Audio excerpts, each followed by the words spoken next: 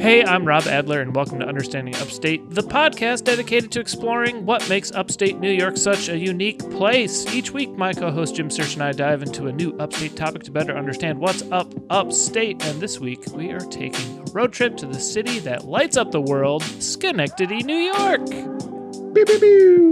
Woo. Bum, bum, bum. Let's go. Which I think it was last week we were talking as we were choosing this topic. Neither of us have been there, and I don't think either of us know a whole lot about Schenectady. I don't think if we have ever talked about Schenectady on the podcast, it's been in passing, I think. I was going to say it's in passing. It is the 518 as far as the area code goes. So like that encompasses Albany. I've fucked with Albany, but have not fucked with Schenectady. Sure. This will, despite my vast travels through upstate New York and the anecdotal points I can give you of towns, this one I don't. So I say all that to say that comedy lords, book me in Schenectady. I'll come up and tell some jokes up in that motherfucker. Let's fucking go, man. I got some heat for you. 518. Let's go. Sure. Yeah, anytime I'm up that way, I feel like there's a road sign that says Adirondacks this way or Schenectady, and I usually go to the Adirondacks, so it's kind of the fork in the road at Albany, as it were. But I'm excited to learn about it because there's a lot of history there. It's Schenectady's an old town and has a lot of history. But before we can talk about Schenectady, Jim, we need to get a little reminder out there that guys, you should subscribe, rate, and review the show. It helps us out a lot. Share an episode with a friend. It's a big help. If you give us a 5-star rating and write us a positive review, you can throw in a few kind words along with a suggestion for something for us to cover on a future episode. And we've done it. We've done what, like 2, maybe 3 listener submitted topics before. So we're always looking for those. I was going to say, we certainly, for those out there who are like, do they really actually, if I submit something, will they cover it? Will they get into it? And the answer is yes, we will. So you need to hit understandingupstate@gmail.com with those suggestions so that we can run them up for you. I mean, we'll cover it as long as it pertains to upstate New York. Like if you submit Schenectady, Iowa, we're not doing it. We're not doing it. No, you better take that shit elsewhere, man. That is not what we want here on this esteemed show. No. Speaking of, before we get there, I was going to say, as far as running things up, I think it's important, Speedy Freaks and Rattlesnake Pete's, that you run up our merch. Run up those t-shirts, baby. Understandingupstate.printful.me is the place to go. Get yourself a t-shirt, man. There's no other way to step into the world of fashion than without an Understanding Upstate t-shirt. Oh, for sure. I'm gonna be honest with you.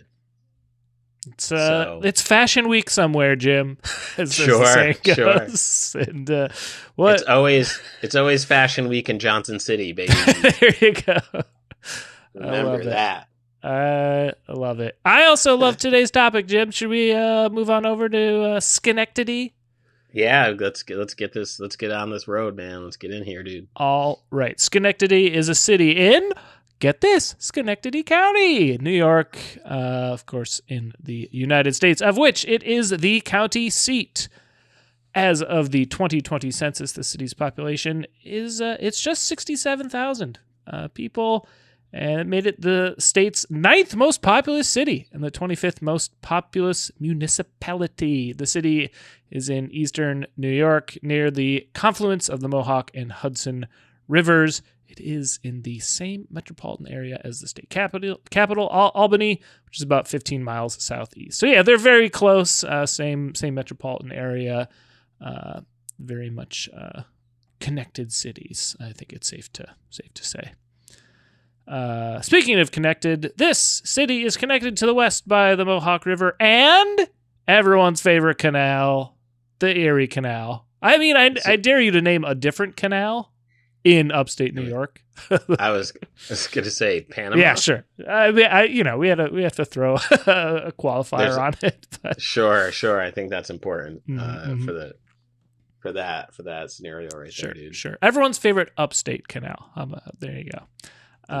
It should also just be your favorite canal, but I digress. Schenectady developed rapidly in the 19th century as part of the Mohawk Valley trade, manufacturing, and transportation corridor. By 1824, more people worked in manufacturing than in agriculture or trade.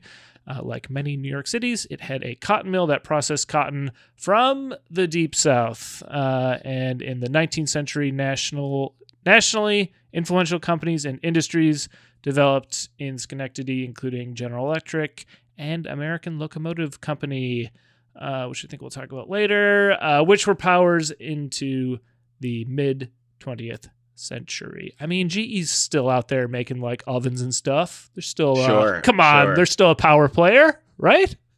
And it lends itself to the city slogan, the city that lights up the world. Okay, that was last week's hint, I believe, right? Now I know.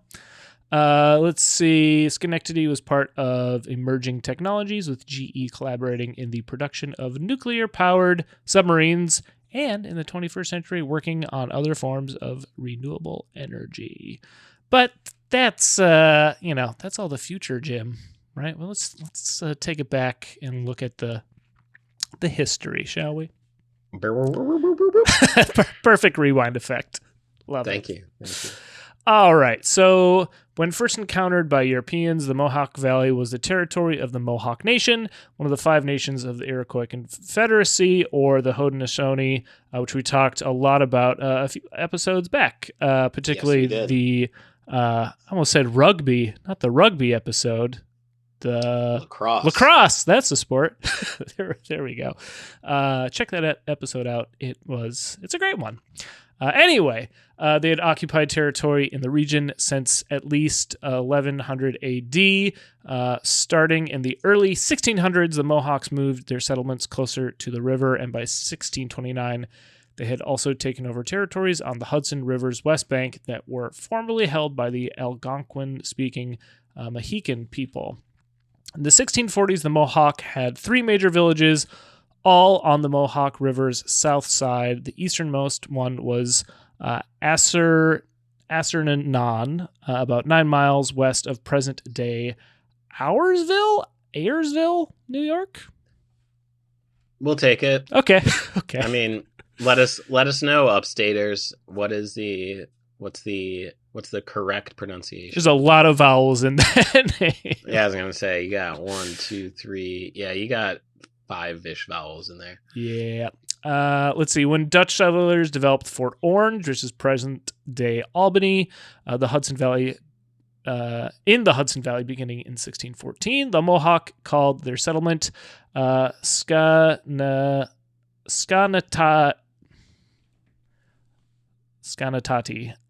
also transliterated to Skenegtada, meaning beyond the pines, referring to a large area of pine barrens between the Mohawk settlements and the Hudson River. And I now know why there is a movie with Ryan Gosling called Beyond the Pines, which takes place, or it's like a place beyond the pines, I think, which takes place in Schenectady. Let's see. About 3,200 acres of this unique ecosystem are now protected as the Albany pine bush. Eventually, the word entered the lexicon of the Dutch settlers. The settlers in Fort Orange used Schenectady to refer to the new village at the Mohawk Flats, which became known as Schenectady, with a variety of spellings. Let's see. Beginning from the first decades of European colonization, Dutch colonists formed relationships with Mohawk women, though they did not usually result in marriage. No shit. That's one way of putting it. What? You weren't bringing these ladies home to meet mom, pop. I guess that wasn't not. happening. I guess not. I, for one, am shocked. Dutch colonists, totally blown away by that one. These children were raised within Mohawk communities, as the tribe had a matrilineal kinship system, and these multiracial offspring were considered to be born into the mother's clan. During the colonial era, the fur trade formed one of the important trading relationships between indigenous groups and colonists. In response to labor shortages among Dutch colonists, slave Africans were imported to work on farmsteads in Schenectady. Who knew? Who would have thought? Mm-hmm. Who would have thought that would have occurred? Mm-hmm. Again, also a shocker. Indeed. Let's see. Not indeed. Some Euro-Indian descendants, such as Jacques Cornelissen van Slick. I wish, if I were Dutch, I would want the name Van Slick, right? Like, sure. Pretty cool. Sure. Van Slick. Anyway, Van Slick and his sister Hillety van Olinda, who were of Dutch, French, and Mohawk ancestry, became interpreters and intermarried with Dutch colonists. They also gained land in the Schenectady settlement. They were among the few Métis who seemed to move from Mohawk to Dutch society, as they were described as, quote, former Indians, although they did not always have an easy time of it. In 1661, Jacques inherited what became known as Van Slick's Island from his brother Martin, who had been given it by the Mohawk. Van Slick family descendants retained ownership through the 19th century. Dang, that's a long time. So a whole lot of like multiracial and like biracial business happening here, right? Yeah. And the cultural diffusion that takes place within that is what we're seeing unfurl here. Yeah, we talked about Albany not too long ago. It's a little bit different from Albany's history, right? And yeah, very close, two very close towns. I assume a little bit further away previously, as city boundaries, city limits always push outward, but still pretty close. All right. So after the Revolutionary War, the village residents reduced the power of the descendants of the early trustees and gained representative government. That's something. Long interested in supporting higher education and morals, the members of the city's three oldest churches, the Dutch First Reformed Church, St. George's Church, and First Presbyterian Church, formed a union and founded Union College in 1795 under a charter from the state. The school had started in 1785 as Schenectady Academy. This founding was part of the expansion of higher education in upstate New York in the post-war years. All right. Schenectady was chartered as a city in 1798. In 1819, Schenectady suffered a fire that destroyed more than 170 buildings and most of its historic, distinctive Dutch-style architecture. Dang. That's a big fire, dude. And yeah, really like sets, I mean, this goes without saying, but like sets the town back infrastructurally. Oh, sure. As far as commerce wise, like, yeah, you're literally having to start from scratch. Yeah, that is rough. Luckily, the Erie Canal was dug along the Mohawk River in the 1920s. During this period, migrants poured into upstate and western New York from New England, but new immigrants also arrived from England and Europe. Many traveled west along the Mohawk, settling in the western part of the state, where they developed more agriculture on former Iroquois lands. Dairy industry developed in the central part of the state. New settlers were predominantly of English and Scottish Irish descent. New York passed a law for the gradual abolition of slavery in 1799, but in 1824, 102 enslaved individuals were still in Schenectady County, with nearly half residing in the city. That year, the city of Schenectady had a total population of 3,939, which included 240 free black, 47 enslaved, and 91 foreigners. Which, wild to see. Yeah. Because it's like, it's... there's some slave owners who are just like, wait, you mean me? Are you talking to me? Yeah. Like, yeah, we're talking to you. And it's like, nah, come on, man. Yeah. Nah, not me. And it's like, no. Yeah, you can't own people. Yeah. That's a crazy sentence to say out loud. It's a little microcosm of America there, isn't it? Right sure. There in upstate New York. Yeah, but I don't want to stop because it makes me money. Yeah. I don't want to do that. Yeah. Let's see. Schenectady's not looking so great, Joe. Nah, man. I don't know. Let's see. In the 19th century, after the completion of the Erie Canal in 1825, Schenectady became an important transportation, manufacturing, and trade center. By 1824, more of its population worked in manufacturing than in agriculture or trade. For 1824, that's pretty significant. Well, it's so like, it's interesting to see this happen with so many cities in upstate New York, mm-hmm. right? Of just like the manufacturing boom and how like these cities become like, for the time, like the major hub. Yeah. Right? Like Buffalo was one, yeah. Rochester, and it sounds like Schenectady was on the trajectory for that. But like early on though, this is like pre-industrial revolution, right? This is real early. And it's more, I think, like, when we've talked about Buffalo it wasn't so much a manufacturing hub, it was transportation hub, right? And that sounds like this is part of Schenectady's history as well, where it's like you can make shit anywhere, but if you have a goddamn canal and the Hudson River's right there too, like you become a lot more important through just location. Let's see. Among the industries, again, we talked about that, how they not only did they have slaves, they were processing cotton from the Deep South with cotton mill.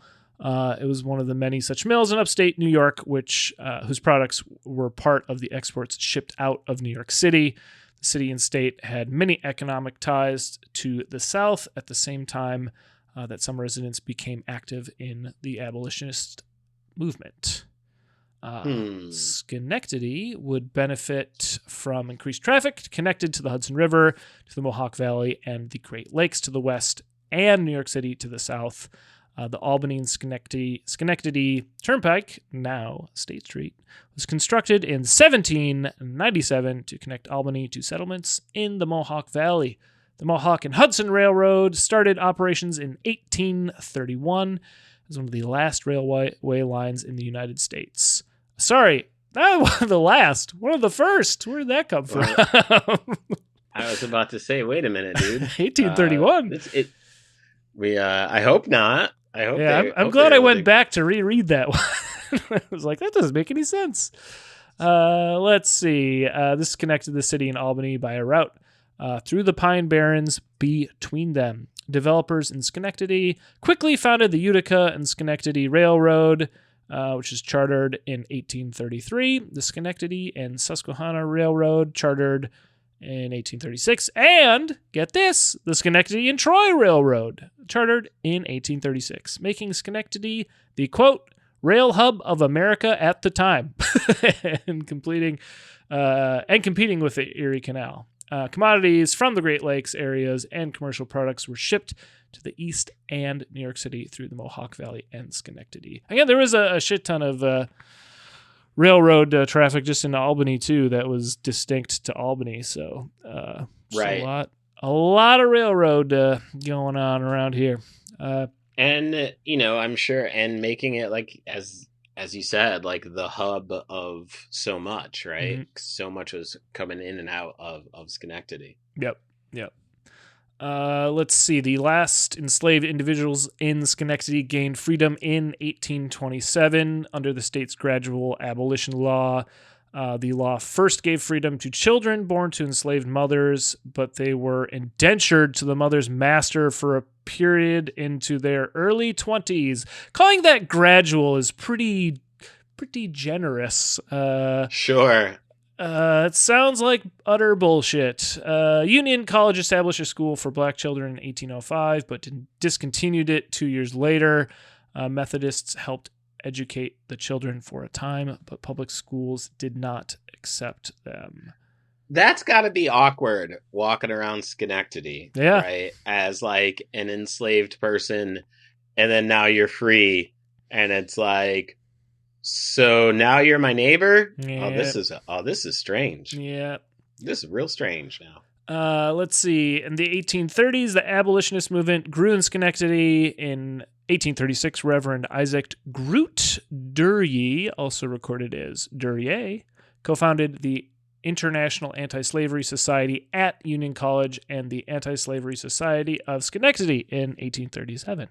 Freedom seekers were supported via the Underground Railroad route that ran through the area, passing to the west and north to Canada, which had abolished slavery. Which, that's pretty crazy. Again, we've talked about the Underground Railroad before. I think a good chunk of our Rochester episode, or we had an episode about it set in Rochester.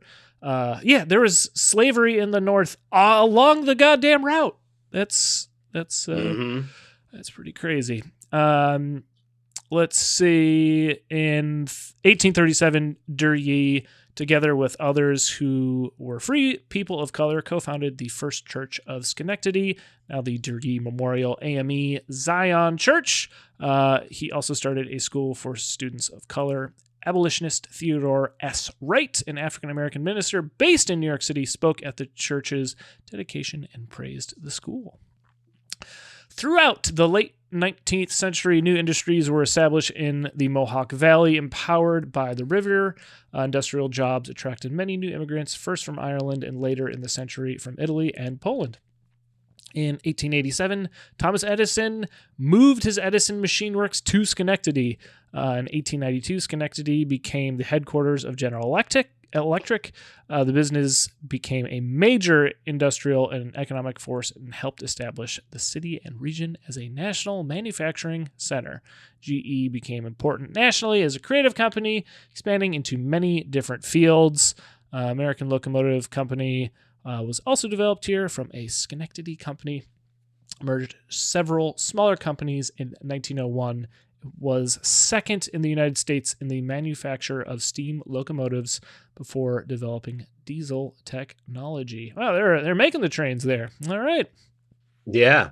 I mean, who knew over in a little Schenectady that GE, who brought good things to life, as they say. I mean, someone's got to do it. That covers...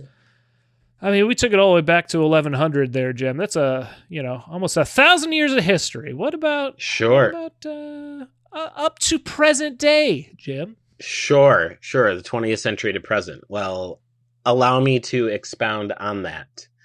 Like other industrial cities in the Mohawk Valley in the early 20th century, Schenectady attracted many new immigrants from Eastern and Southern Europe. As they could fill many of the new industrial jobs, it also attracted African Americans as part of the Great Migration out of the rural South to northern cities for work. So a real hub, a real cultural hub, cultural diffusion, all culture. General Electric and American Locomotive Company, also known as ALCO, were industrial powerhouses influencing innovation in a variety of fields across the country. The city reached its peak of population in 1930, around 95,000 people. That is huge for the time. The Great Depression caused a loss of jobs and population in its wake. In the period after World War II, some residents moved to newer housing in suburban locations outside of the city.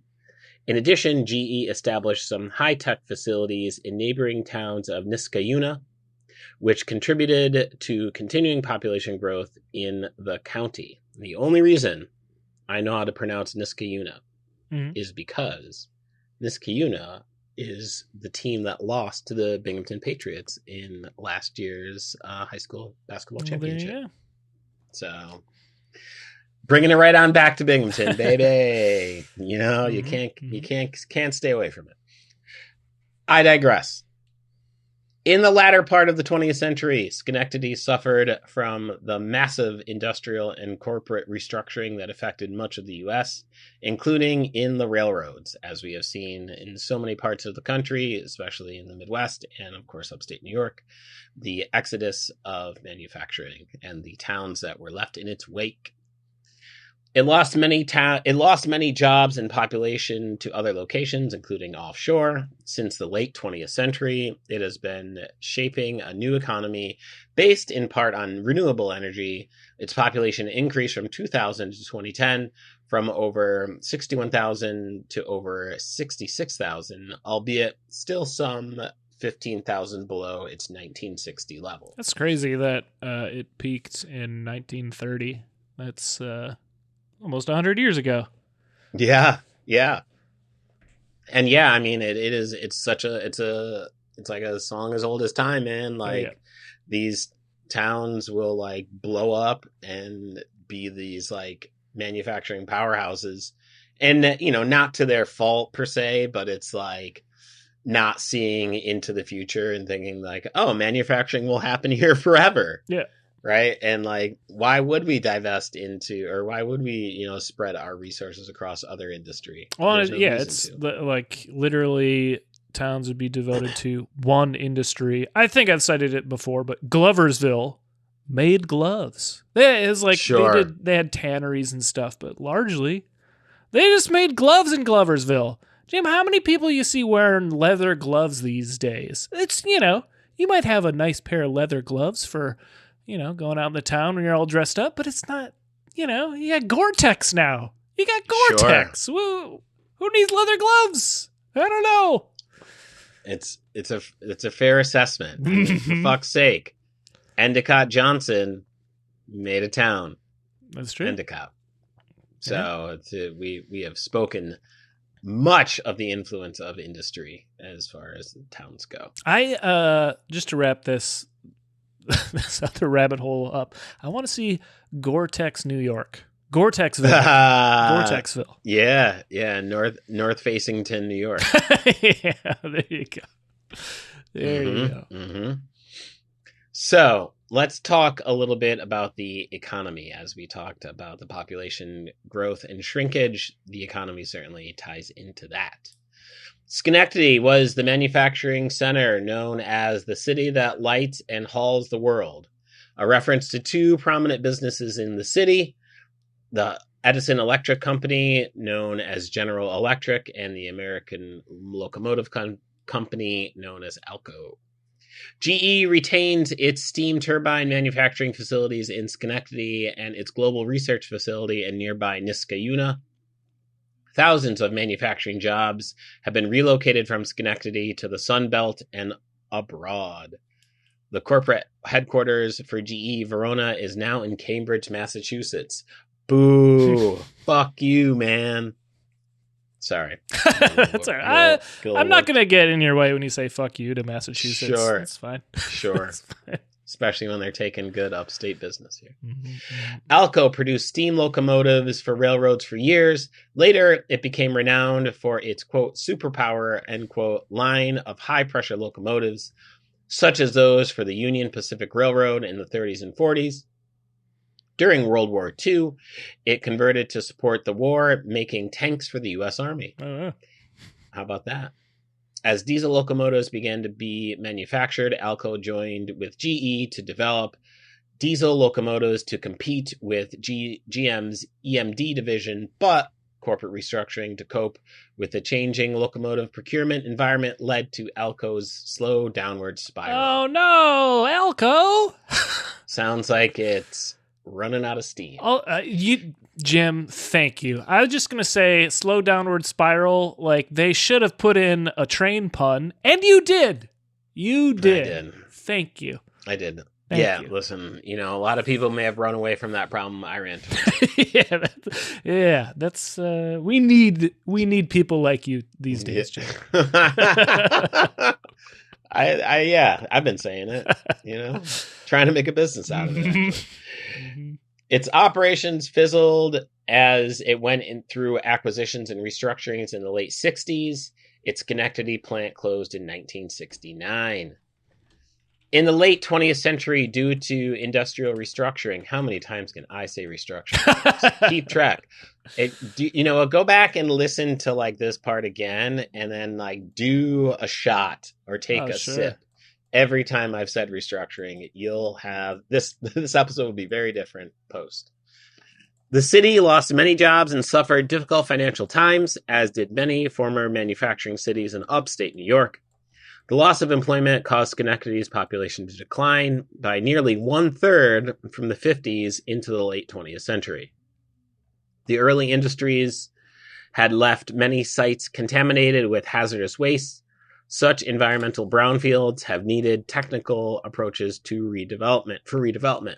For those of you who may not know, brownfield is previously developed land that has been abandoned or left underused, which may carry pollution or risk of pollution from previous industrial use. Hey, that's fine. That's half of Brooklyn. We're fine. Sure.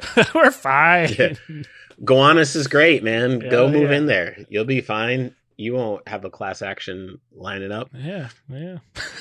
In the 21st century, Schenectady began a revitalization. GE established a renewable energy center that brought hundreds of employees to the area. You love to see it.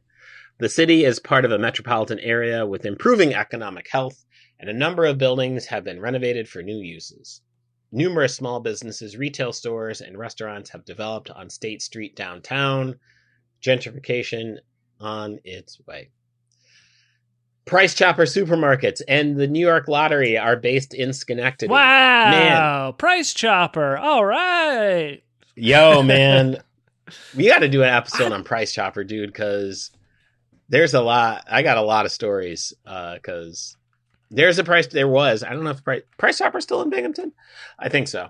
Anyway, Price Chopper is its own universe. I've come to know. I think it'd be like the third supermarket we've talked about.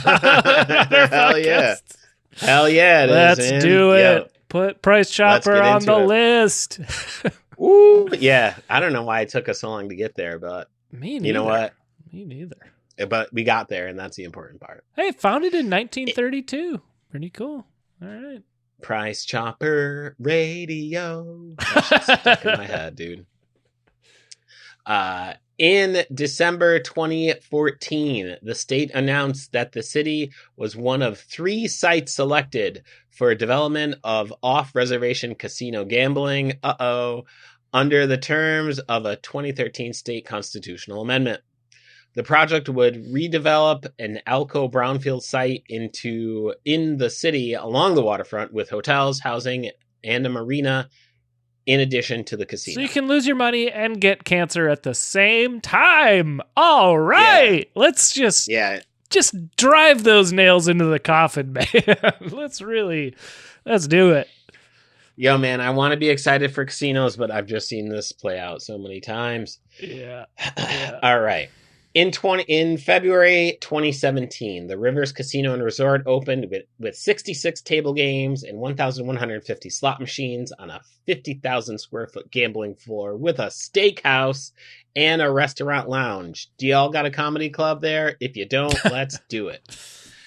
The $480 million or $602 million in 2024 residential retail project on 60 acres includes a marina, 2 hotels, condominiums, apartments, and retail and office space for technology firms.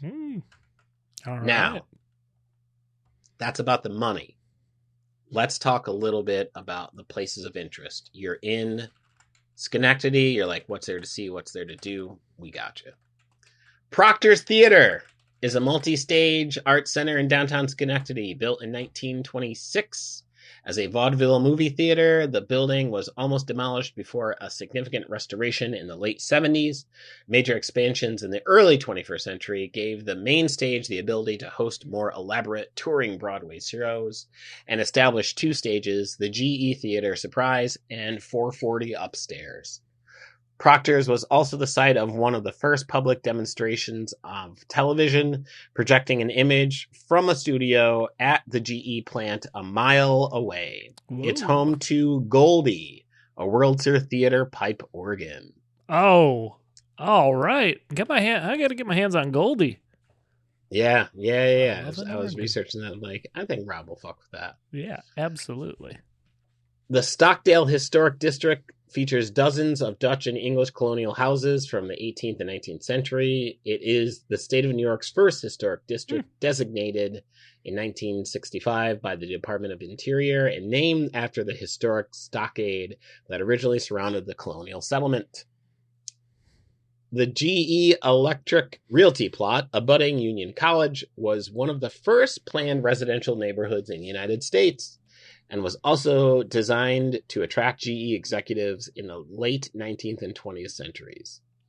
It features an eclectic collection of grand homes, including a variety of architectural styles, including Tudor, Dutch colonial, Queen Anne, and Spanish colonial. Pretty snazzy houses. Wow. The plot is home to the first all-electric home in the United States. It hosts an annual house and garden tour.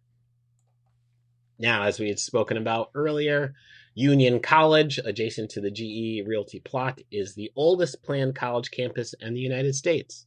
I didn't know that. Cool. I was just looking up Union College. It's the second oldest college in New York State, second only to Columbia College. It used to be called King's College because we had a king when it was founded, right? Like, Union College is old as shit. It's old. That's an OG. That's an OG school. Yeah.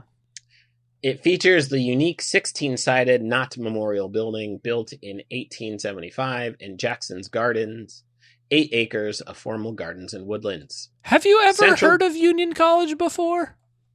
I have. I feel like I've passed it on the highway and I've seen it. But other than that, I'm surprised I've never. Yeah, this is, I think, the first I'm hearing of it. It's also kind of a generic name, I'll say. So sure, that could be part of it. But yeah, I'm surprised not to have really heard of it before. Flying under the radar here. Central Park is the crown jewel of Schenectady's parks. It occupies the highest elevation point in the city. The Common Council voted in 1913 to purchase the land for the present site of the park. The park features an acclaimed rose garden and Iroquois Lake. Its stadium tennis court was the former home to the New York Buzz of the World Team Tennis League as of 2008. Central Park was named after New York City's Central Park. All right. How about that? Now, Rob, Schenectady has appeared in modern culture. It has, as we've mentioned. As we connected the dots earlier. But please expound further on that. All right, let's do it. Schenectady, as we've talked about, is an important place in our national history and economy. Hence, it is featured in such works of fiction like Jacqueline Woodson's memoir, Brown Girl Dreaming. The main character's friend, Maria, travels to Schenectady. Schenectady is referred to as the setting to several of Kurt Vonnegut's books, most notably Hocus Pocus and Player Piano. I believe we'll learn in a little bit that he lived there in Schenectady when he worked for GE. So that tracks. Dr. Octopus, a Marvel Comics supervillain, also known as Doc Ock, from Spider-Man, was born in Schenectady. Weird. Weird detail to throw in. Science fiction writer Isaac Asimov placed the corporate headquarters and factory of U.S. Robots and Mechanical Men, Inc. fictional 21st century manufacturer of robots in Schenectady.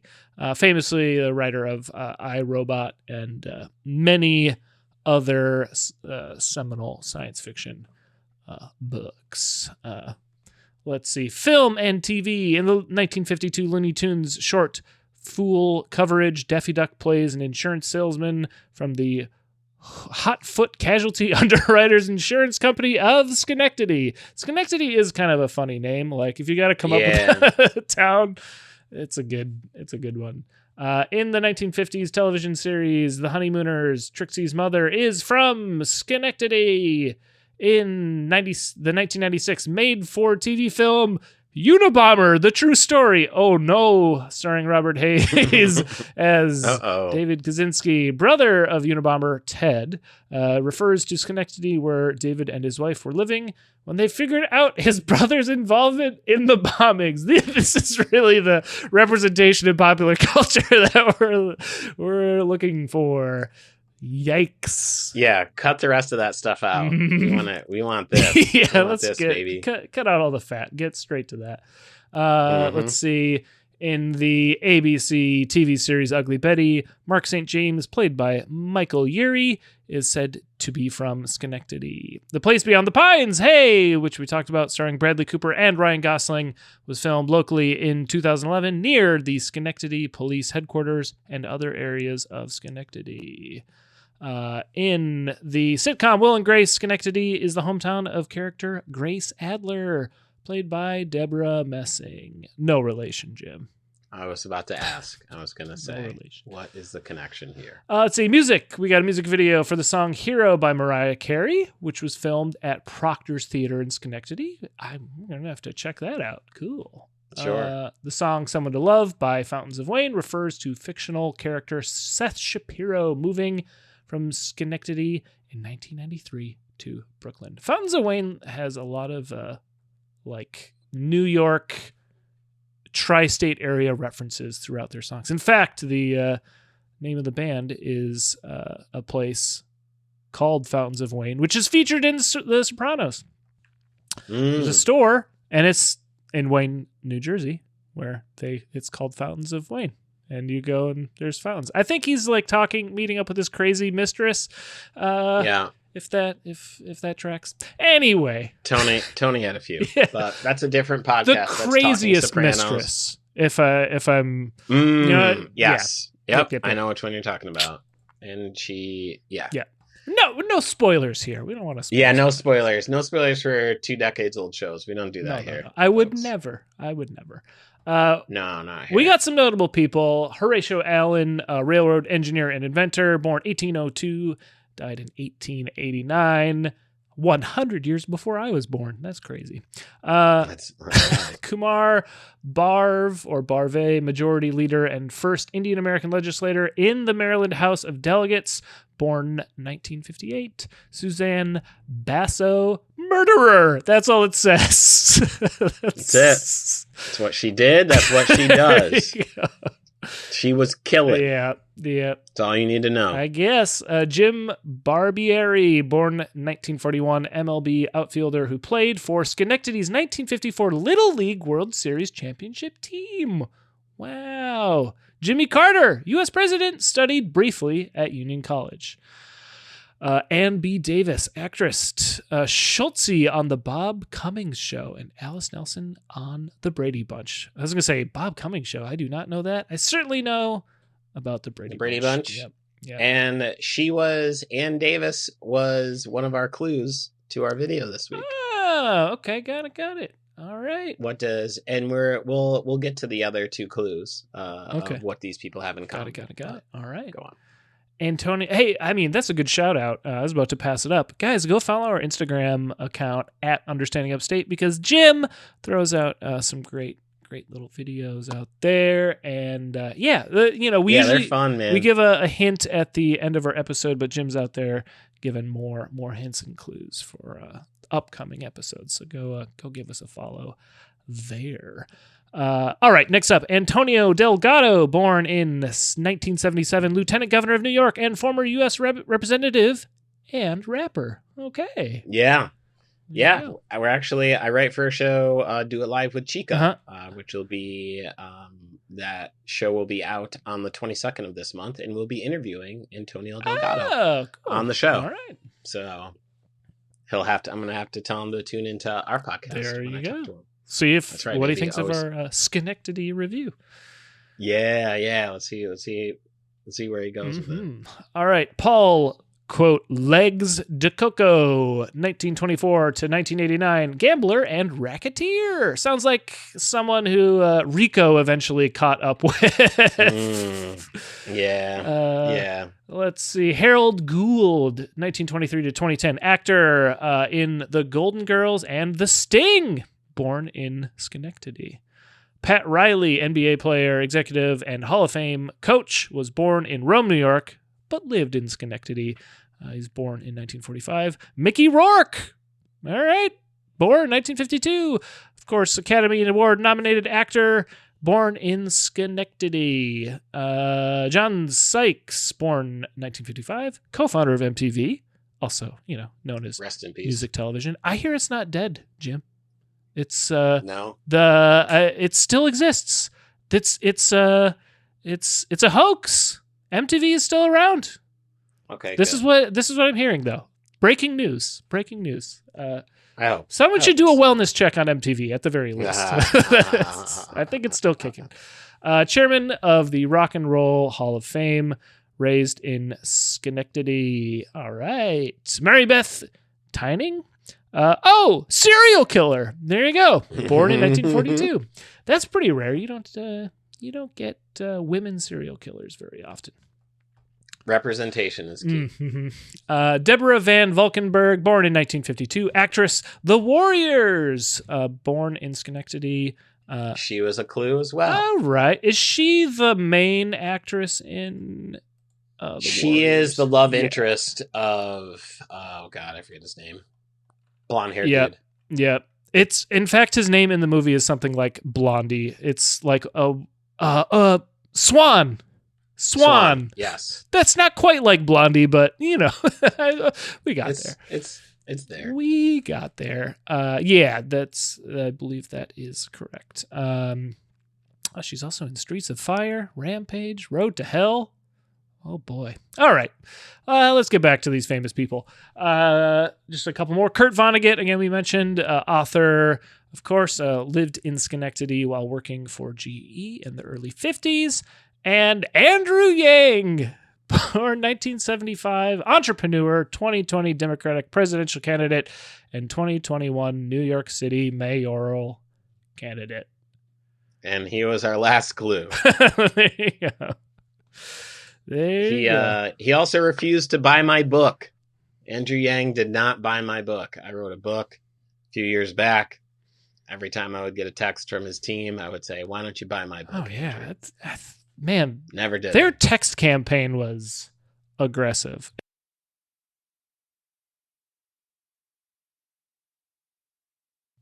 I'll tell you one thing.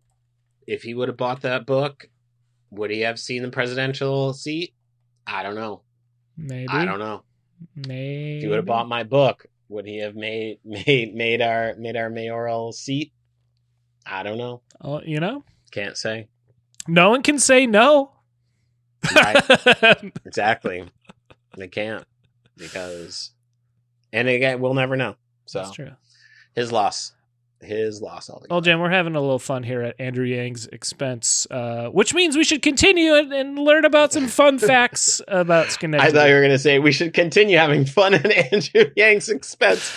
I mean, I think anyone who calls New York City home is entitled to that. Sure. As long as you lived here in around 2021 or yeah. so, just so you get the references, like as we digress. For the last time, I swear. Yeah, we'll never do it again. Here are some fun facts. Here are some fun facts about Schenectady here, folks. Last one, we'll see how fun it is. Birthplace of the TV remote. It is the birthplace of the remote control, One of Schenectady's most famous inventions is the TV remote, developed by engineers at the city's GE plant in the 1950s. The original LazyBone device used a motor and cable to change channels on its early television sets. Jim, do you know who one of the inventors of the television remote is? I don't. Robert Adler. No shit. Yeah. You did it? I mean, someone with my name did it. Sure. This is a later variation, a wireless remote. But yeah, Robert Adler. How about that? Died in 2007, and they made a joke about it on SNL, and I was like half paying attention, and I almost fell off the couch when I heard my name on SNL. Sure. I bet that was a gave moment of pause. Indeed. And that's the last digression. Yep. That's it. Edison's home. Thomas Edison was a resident. The brilliant inventor moved to Schenectady as an employee of GE, as we talked, where he lived for several years in the late 19th century while developing things like the commercially viable incandescent light bulb. All right. Birthplace of the troll doll. Wow. The original troll doll was created by a Schenectady resident. While these iconic wild hair toys were later mass-produced, their creator, Thomas Dam, crafted the first models from wood in 1959 as gifts to his daughter. I assume that Thomas Dam has amassed a fortune. I would hope so. God damn it, I hope he does. Now, our final fun fact. Nuclear connections.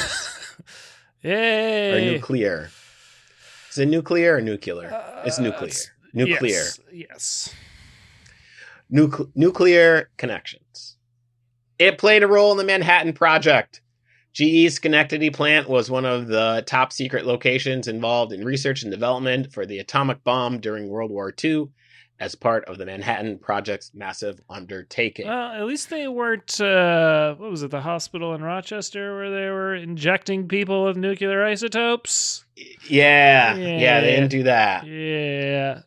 Yeah. All right, Schenectady, you got one in the plus column there. Didn't irradiate people unnecessarily. There's a lot of, I think, checks in the negative column, but that's one. Sure. That's one in the positive. Good job, guys. And the troll doll. And that's right. You know what? There you go. They're on the up and up for the troll doll. They're on the upswing there. For sure. Well, that's going to do it for us, man. We understand Schenectady to the fullest. There we go. And, we've talked about it. Albany is no longer, I think, as of this year, considered upstate. So Schenectady, you're the first in that capital region. Correct. You're now the border between upstate and downstate state. So congratulations. A lot to live up to, but you did it. You did it, Schenectady. You did it. I knew you could.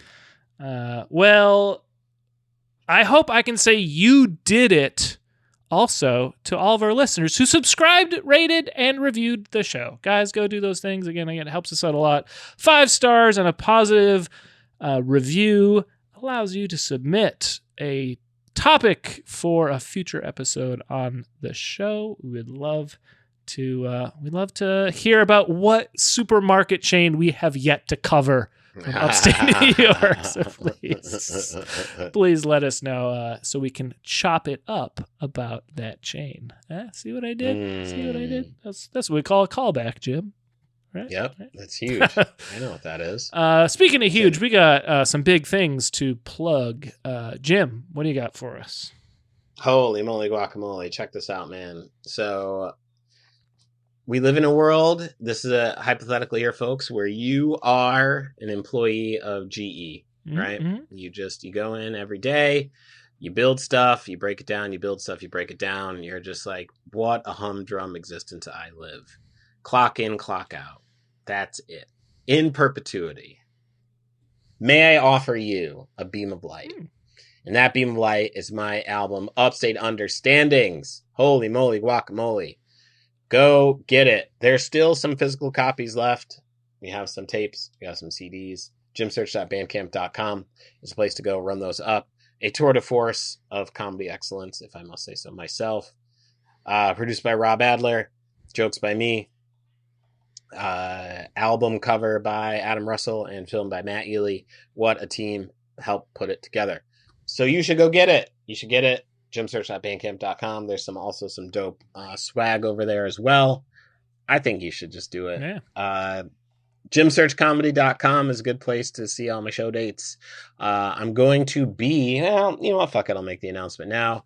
Going to be upstate for another Stellar Presents. Booyah! Stellar Presents. Holy moly guacamole. It's going to be happening March 27th over at Stellar Human, downtown Binghamton. Me and my good friend Courtney Farrington are going to be giving y'all some jokes. Stephen Brown's going to host.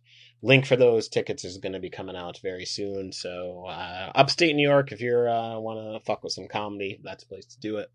And yeah, go do all those things. Rob, they bought everything. They bought tickets to the show. They didn't even they found the link that doesn't exist yet and bought tickets, which is incredible. What else can they do? Where else can they go? Let's just say you just turned away an insurance salesman from the Hotfoot Casualty Underwriters Insurance Company of Schenectady. And you weren't going to spend your money with him, but you're looking for a place to spend a little coin. And I got just the place for you. It's brooklynfrequency.bandcamp.com, where you can go pick up my album or my EP. I got an album called New York Sticky. I also got a little EP that just came out called Cyber Punish. Hey, I remembered it this time, Jim. I think I forgot it last week. So go grab those. They're great little instrumental albums. That helps. By supporting my music, you're supporting the show here. So go check those things out. And links in the description for all of these things, including the t-shirts, which we mentioned before, and everything else. Jim. Yes. Do you have a clue for what next week's topic is? Oh, do I? Heavy accumulation, folks. Heavy accumulation will be happening next week. Indeed it will. Jim, well, this leaves us with one thing to do to close this out, and that's get a little silly up pun from me. You ready? You ready, Jim? I've never been more ready. Well, Jim, I messed up and didn't think of one, so let's just get on out of here.